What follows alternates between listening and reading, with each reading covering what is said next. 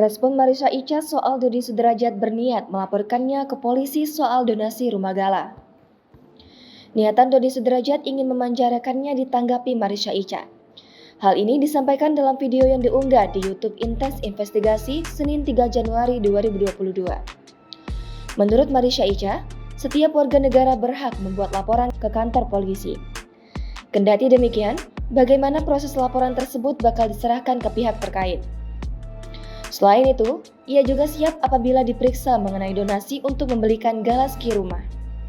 Langkah Marissa Ica memberikan rumah bergerak di bawah sebuah yayasan yang dibuat sahabat Vanessa Angel lainnya.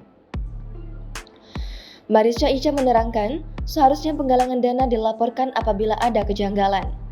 Tak sampai di situ, dibukanya donasi untuk Galaski juga mendapat dukungan dari warganet, di mana banyak warganet yang ingin memberikan bantuan untuk anak Vanessa Angel dan Bibi. Bahkan saat ini, Marissa Ica diketahui telah membelanjakan uang donasi dalam bentuk rumah. Lewat sang kuasa hukum, Dodi mempersoalkan donasi untuk membelikan sang cucu rumah. Kuasa hukum Dodi, Jamaluddin menerangkan, pihaknya menghargai niat baik tersebut. Akan tetapi, ia mengingatkan soal pendapat dari keluarga Vanessa Angel mengenai donasi. Hal ini disampaikan dalam video yang diunggah di YouTube Celeb On Cam News pada Jumat 31 Desember 2021. Dodi sempat mengutarakan, dirinya dan keluarga besar tidak setuju ada donasi untuk Galaski. Lantas, pada Jamal, Dodi meminta agar hasil donasi yang terkumpul bisa dikembalikan ke negara. Dikarenakan, ia ingin memperhatikan mental Galaski ketika telah dewasa nanti.